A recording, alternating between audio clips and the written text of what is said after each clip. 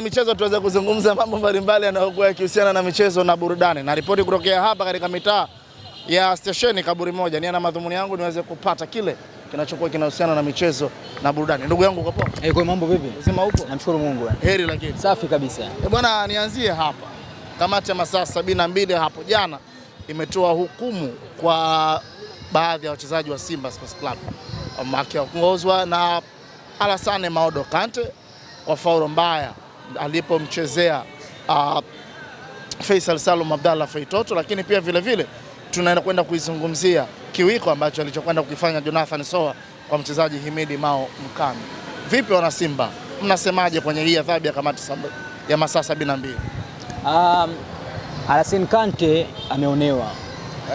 Alassane Kante ameonewa kwa sababu unaweza kuona unapomfungia mchezaji mechi 5 hususan katika kosa la uwanjani, hii moja kwa moja kwa kweli umeenda kufanya kitu ambacho kinaenda kuigharimu mchezaji binafsi na timu moja kwa moja. Na hii na imani ipo Tanzania peke yake. Utamfungia vipi mchezaji mechi 5? Mchezaji analipwa hela nyingi. Mchezaji ana thamani kubwa ikiwemo katika timu yake. Nyie mnamfungia mechi 5, lengo lenu muwe kiwango chake. Kwa kweli hili jambo si sawa. Na hili jambo lipo Tanzania peke yake. Na unaweza kuona hususan kwa Soa kwenye dabi ile ya mwanzo akucheza. Na dabi hii pia ina maana kwenye mechi 5 manake unamfungia, manake nini? Dabi na pia ataikosa. Manake nini? Dabi hii pia anaikosa. Kwa mantiki hiyo kuna hujuma ambayo inaendelea. Na hii mimi naiona hawa bodi ya ligi inafanya kama kubalansi, kwa sababu msimu wa jana hawa nyuma mwiko walisema wachezi, wakaishutumu bodi, na kweli tulichoona walichokifanya mpaka hawajacheza bodi ikaondolewa. Kwa safari hii wamekuja kwa namna ya asila, kwa namna kwamba tutaikomesha Simba, tutaiweza kuadhibu kama mlishindwa kuiadhibu, sasa sisi tutaiadhibu. Na mpira huko hivyo. Nyie tumieni sheria zenu ili zisiwabane watu. Msiingie katika mpira kuwakomesha watu. Kwa binafsi hili jambo halina afya kwenye mpira wetu wa miguu. Halina afya kabisa. Mbona kama wametenda kufurahia kwa utani wa jadi.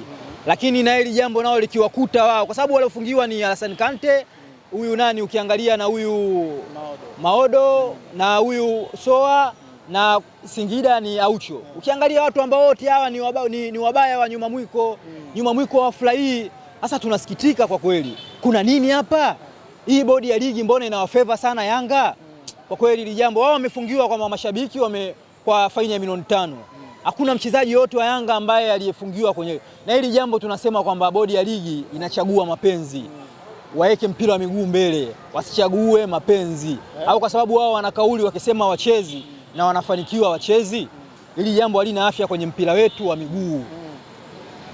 Young Africans tunaona nao pia wamepigwa bani kuhusiana na swala zima la mambo ya kishirikina ambayo lilitokea katika mchezo dhidi ya Coastal Union. Wana haki kwenye hili, na hii si mara ya kwanza kwa upande wa Young Africans kufanyika vitendo kama hivi. Hii ni danganya toto. Hii ni danganya toto. Unapomfungia mtu akalipa milioni 5. Milioni 5 sasa mimi nalipa. Milioni 5, milioni 10. Mpaka mimi nalipa. Mfungie mchezaji kama hiyo walitufungia sisi wachezaji wawili. Mchezaji tegemeo kabisa. Kwa kweli hili jambo wanatuharibia mpira. Wanatuharibia mpira nyuma mwiko. Haiwezekani. Wachezaji muhimu tegemeo kabisa. Alafu wewe unaenda kuwafungia.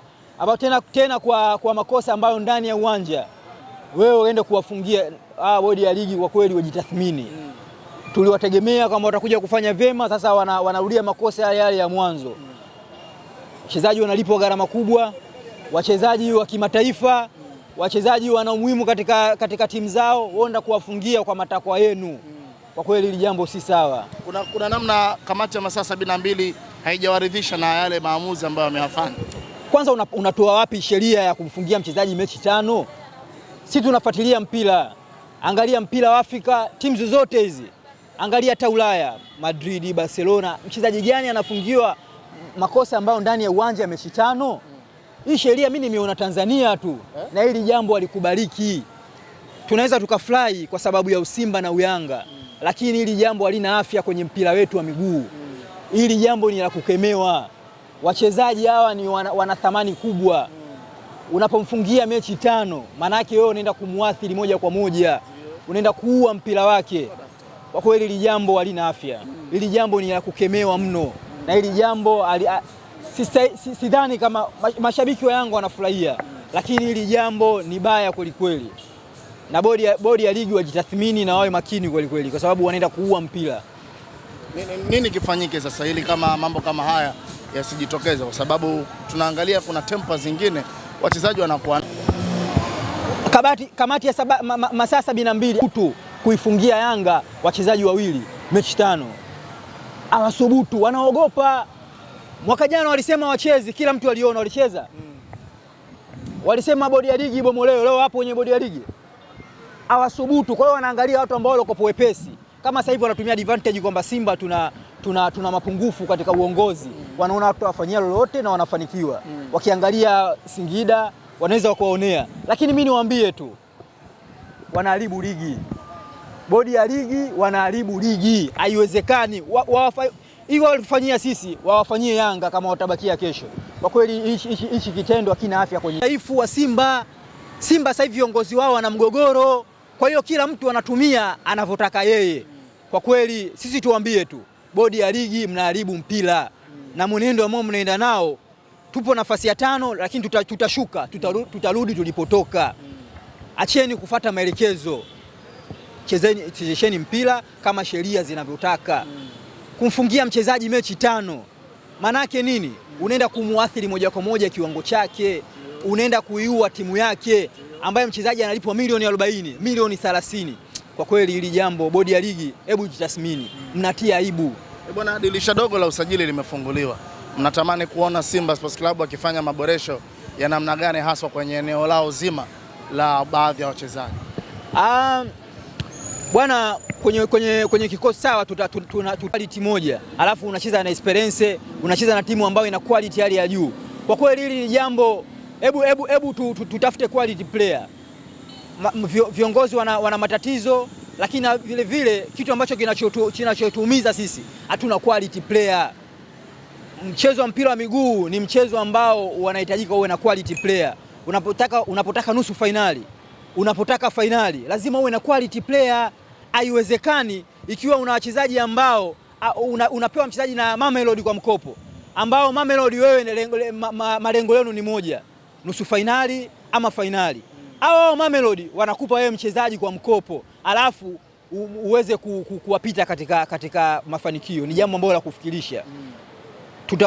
Tutawalaumu viongozi, lakini vile vile lazima tukubali kuna wachezaji ambao hawastahili kuchezea Simba, wanachezea Simba. Ili jambo liwe very serious. Na nani hao ambao hawastahili kuchezea Simba? Wachezaji wengi, Mutale, Mligo, huyu beki wetu Nangu, tunamsifia, lakini hebu angalia Simba sisi tunataka nini? Mpaka Nangu. Simba sisi unaweza kuona Simba Chamu, Karabu, wachezaji tunao wengi ambao hawastahili kuchezea Simba. Tuwe wa kweli. Hem, tuzungumze kuhusu Nangu. Performance yake iko. Nangu ni mchezaji mzuri lakini wa ligi kuu. Unapozungumzia Champions League, unapozungumzia nusu finali, inahitaji uwe na quality ya ukweli kabisa. Tumempoteza Enock Inonga. Nimeona watu wanamzungumzia sana Inonga. Inonga ni mchezaji ambaye hakuna pengo lake Simba aliweza kuliziba. Ameondoka kweli, japo tunaambiwa kwamba X harudiwi, lakini tuangalie kiwango ambacho au alama ambayo aliyotuachia Inonga. Inonga ni mchezaji ambao mpaka sasa hivi hajapata mtu wa kuliziba lile pengo lake. Tuwe wa kweli kabisa. Kama tunataka tupate nusu finali ama finali, upande huu wa quality player tumeusahau. Upande huu wa usajili wa wachezaji bora tumeusahau. Haiwezekani hiyo na Mutale, mchezaji ambaye kila siku ana kiwango chake kiko pale pale. Leo labda kesho. Kwa kweli Simba tujitathmini kwenye upande huu wa wachezaji. Hatuna wachezaji ambao quality player. Wanatuangusha kwa aina moja au nyingine. Simba inahusishwa na kurejea kwa Enock Inonga Baka pamoja na Luis Jose Miquissone. Mnaona ni wakati sahihi wa wachezaji wao kurudi ndani ya Simba Sports Club na kuitumikia Simba Sports Club hii ambayo inaonekana inasuasua kwenye michuano ya kimataifa? Kwanza akirudi Enock Inonga na Luis Miquissone, kwanza ni aibu kwa Simba. Ni aibu kwa Simba kwa sababu manake nini? Nyie mmekosa kufanya scout ya wachezaji. Wachezaji wako wengi, wachezaji wenye quality wako wengi Afrika. Kama unavyozungumzia Simba ni timu ambayo ni namba 5 kwa ubora Afrika. Ujue ukitaka wachezaji quality manake nini? Uweke hela. Wachezaji wapo. Ujue unapoweka budget ya bilioni 2 ama bilioni 1 kutaka wachezaji ambao wakupeleke nusu finali ama finali ni jambo la kufikirisha. Kamati ya usajili ya Simba ijitathmini. Mpira uchezwi kwenye siasa, mpira uchezwi mdomoni. Quality player wapo, lakini unapomwekea mchezaji milioni 300 upate mchezaji ambaye atakaye kutoa robo finali akupeleke finali, inahitaji uwekeze wangu. Inahitaji upate wachezaji ambao wenye quality player. Kwa mimi niwaambie kwa aina moja au nyingine viongozi wa Simba, hususan katika kamati ya usajili. Kamati ya usajili lawama inatakiwa ipewe hii kamati ya usajili. Manaki hawa ndio wanatuletea wachezaji ambao wabovu. Sisi mashabiki tutawasifia wachezaji. Kwa nini? Wachezaji wetu watavaa jezi yetu. Lakini ukweli kabisa, kiuhalisia kabisa, hawana hadhi ya kuchezea Simba. Ndio kitu ambacho kinachotuumiza sisi. Pamoja na migogoro ambayo tulokuwa nayo, lakini wachezaji wako wanatufungia magoli. Timu inapata matokeo. Leo hii asingetajwa Mangungu. Leo hii asingetajwa try again. Tunawataja hawa kwa nini? Hatuna quality player. Hatuna wachezaji ambao wanaweza kuweka mpira nyamvuni. Hatuna wachezaji ambao wanaweza kuzuia vizuri. Kama unavyomwona Kapombe. Kapombe hastahili kuchezea Simba, lakini atacheza Kapombe kwa atacheza nani? Kapombe? Hastahili kuchezea Simba Shomari Kapombe. Hawezi tena. Kapombe na Boko. Kapombe na Chama. Ndio wachezaji ambao walikopo ni katika level moja. Tumeondoa Chama, tumemwondoa Boko, tumemsahau Kapombe. Mbadala Kapombe nani? Duchu. Unacheza unataka ufike nusu finali kwa Kapombe. Kwa kweli jamani, tuwe wa kweli. Tuwe wa kweli. Tunalaumu viongozi, tunawapa lawama, tutasoma albadili, lakini vile vile quality player upande huu wa wachezaji. Mimi naona lawama tuwape hii kamati ya usajili.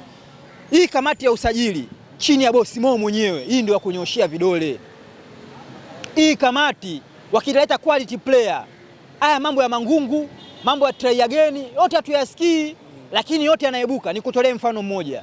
Yanga hawana mgogoro. Yanga walikuwa na mgogoro mpaka Magoma ameenda mahakamani. Lakini kwa nini mgogoro wao hujapata nguvu? Wana quality player. Walisajili wachezaji ambao wazuri, wanapa matokeo. Kwa hiyo manake nini? Manake kwamba quality player. Na mimi nimesikitishwa sana na Engineer Hersi kwenda kututaja kule FIFA. Mimi nimwambie tu Engineer Hersi, yeye ni mjumbe wa FIFA, amesimama pale anaiwakilisha vilabu duniani. Unapohitaja Simba kwamba wana mgogoro, sawa, utafanikiwa kuidodosha Simba, utafanikiwa kuidhalilisha Simba, lakini je, ina afya? Kama nchi ili jambo halina afya.